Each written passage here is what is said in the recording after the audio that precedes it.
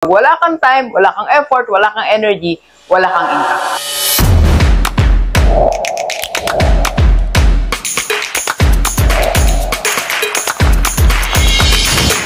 Okay, Gilibers, pag-usapan natin the Rockstar Quadrant on how to make money. Yes, alam mo, maraming paraan talaga para kumita tayo ng pera. Pero, ang maganda kasi sa panahon natin ngayon, ang dami nating opportunity.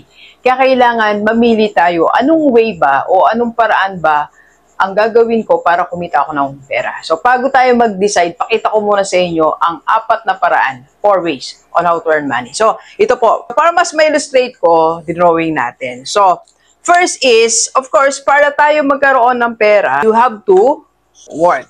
As in, talagang gagamitan mo ng lakas mo.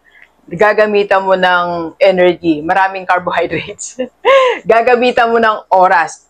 In other words, ikaw mismo ang gagawa. Pag hindi mo ginawa ito sa sarili mo, pag wala kang time, wala kang effort, wala kang energy, wala kang income. So, ano ba yung mga example? There are 3 examples here po. So, for example, you are employed. Yan. So, sa lahat ng mga nagtatrabaho, dito tayo. Yung nag-work ng 8 to 5, 9 to 6. Basta nag-work ka, binabayaran ka base sa time in, time out mo, you are working. And second, ito yung you are working by commission. Ito yung nagbebenta ka. So, kailangan mong gumawa, magbenta para kumita ka. So, ibig sabihin po, nakabase din sa effort mo, sa time mo, yung kikitain mo. And ito rin yung mga tinatawag nating self-employed. Yung mga nasa bahay na naka-work from home, dito rin po yan. O yung mga professionals na binabayaran natin, mga doctors, lawyers, yan. So, yan yung mga, they are also working. Ibig sabihin po, dependent sa time and effort nila. So, time and effort. Okay? So, they are working. Okay, move tayo sa second. Ang second naman is you manage. Okay. Ito naman, you are managing a team. For example, naging leader ka or meron kang team. Halimbawa, mga nagbebenta ng different products and meron kang hawak na tao. Ito medyo tumaas na ng level, di ba? So, meron kang halimbawa 10 people or 20 people na minamanage mo and then they are producing output, nagbebenta sila. So, in that way, you are earning money. So, depende yan sa hawak mong mga tao yung income mo. So, you are managing. Nasa nagmamanage ka na. Okay? Next, of course, ito yung tinatawag nating create. So, you are producing. Ito naman, producer ka na. So, for example, meron kang pinuproduce na mga e-book or nagpo-produce ka ng vlogs kagaya nito or nagpo-produce ka ng mga different products, nag-create ka, you are manufacturing. So, dito yan, you are creating something. Maybe nagpo-produce ka ng mga t-shirts sa sarili mong brand, mga merchandise, you are producing. Or maybe you are a writer, so you are producing. May e-book ka, so may e-course ka. Ibig sabihin po niyan, merong product kang inilabas. Either digital or tangible na naawakan natin. Alright? So, that's the third. And pang-apat po, pero pag yan, magkape muna tayo. Kape po tayo, Gilibers. And of course, announcement natin sa lahat ng mga gustong magpa-coach kay Doc, pwede po tayong online or face-to-face. If you want to change something sa buhay natin, Doc, 40 na ako, 50 na ako, magsi-60 na ako, gusto ko may mabago sa financial status ko. So, PM ka lang po sa personal levy ko, yan ang personal levy. Pwedeng face-to-face or online. And of course, if you want to avail sa Kaiser 3-in-1, may healthcare, life protection, and investment. Pwede kahit nasa abroad ka. Yan. Pwede ka rin mag-message sa akin. Diyan lang din sa personal levy nito. Okay. So, ito naman ang tinatawag nating you strategize. Okay.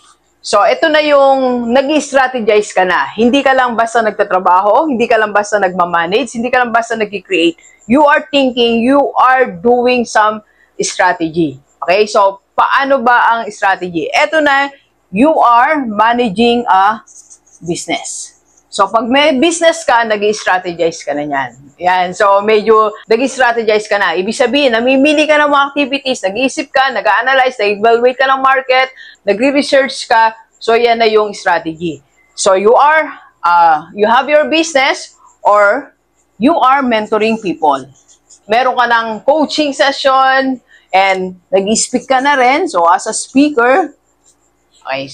And of course, meron ka na mga trainings. So, yan na yung you strategize. Okay? So, these are the 4 ways on how to earn money. Now, what is the difference? Okay, let's see the time and results para makita natin the difference. So, lagay uli natin, quadrant natin. So, you work, you manage, you create, you strategize.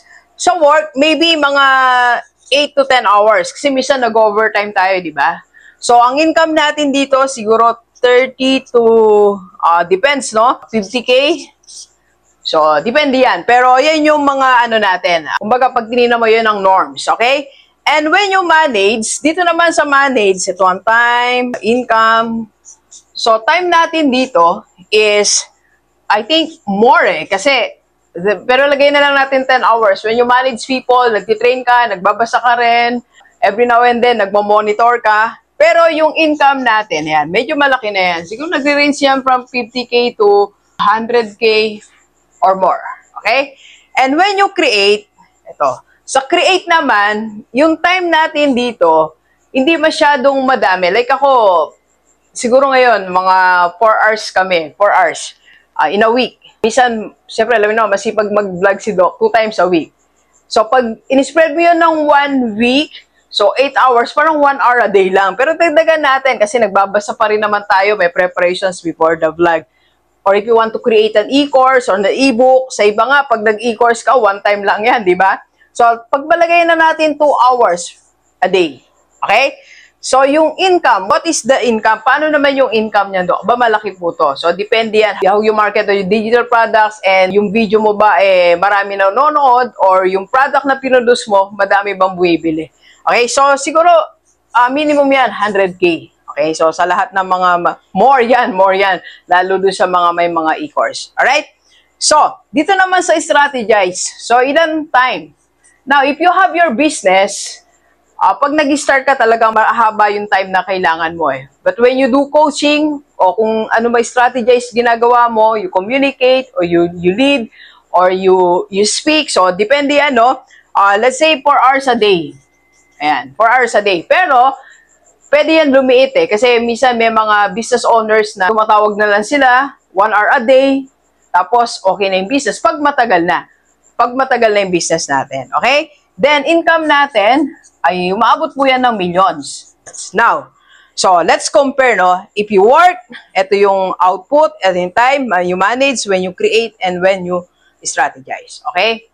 Now, Doc, ano yung pipiliin natin? So, obviously, pag tinignan natin, based from here, dito tayo. Strategize, di ba? Pero, depende yan sa na-develop nating skill. Okay? Depende sa ginagawa natin, depende sa experience natin. So, mostly, nandito tayo. Kasi ako din, si Doc din, nanggaling tayo dito. So, nanggaling po ako dito sa work. I also work as an employee. Then, eventually, dito tayo, tumalon ako dito sa create, then tumalon ako dito. Okay? Now, ang challenge ni Doc, bakit ko pinakita sa inyo to, if you want time freedom and scalable income, malaking income, so slowly, you move from here, going here or here. Pwede din naman dito. Mahalaga lang, number 1, you must have a decision for it. So, kailangan makita mo at mag-decide ka. So, tinan mo ngayon, tinan mo yung income natin let's see. For example, kumikita ka ng 30K ngayon. But you want 100K. O dito na lang, you want 50K. So, slowly, you develop, you make a decision. Sabi ko kanina, di ba? You make a decision and you develop new skill. You cannot have a new income if you don't have a new skill. Okay? Alam nyo, nung mag-start ako from here to becoming a speaker, grabe po ang training na ginawa ko. I bought different books, sobrang madaming libro, nakatutok ako kay John Locke, Ty Lopez, Grant Cardone. Kasi that time, 2016, wala pa nung mga speakers masyado dito sa Pilipinas.